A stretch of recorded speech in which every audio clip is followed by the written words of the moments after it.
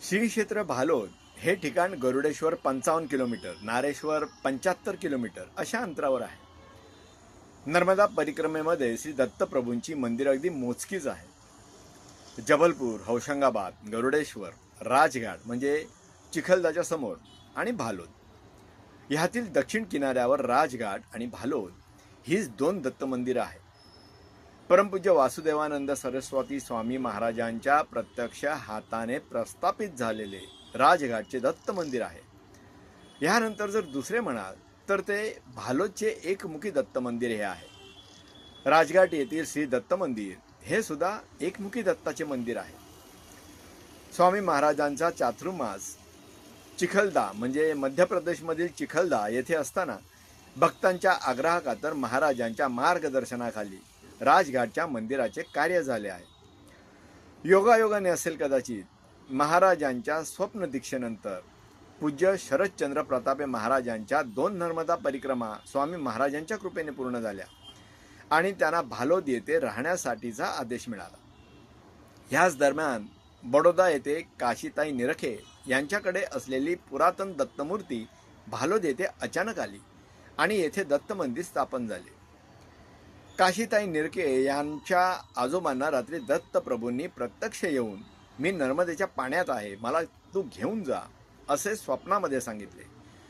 त्याप्रमाणे दत्तप्रभूंची मूर्ती शोधत आली आणि बडोदा येथे त्यांचे मंदिर देखील बनले. आजोबांनंतर त्यांचा मुलगा आणि मग नातीकडे मंदिराचा कारभार आला. त्यांची नात काशीबाई.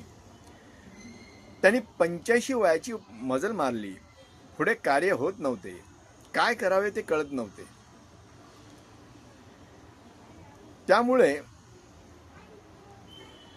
पण शेवटी भक्तांची काळजी देवालाच असते ना. त्यांना रात्री स्वप्न पडले आणि श्री दत्तप्रभूंनी आदेश दिला की उद्या नर्मदा किनाऱ्यावर जो ग्रहस्थ येईल त्याला तू मला देऊन टाक. अगदी तसेच घडले.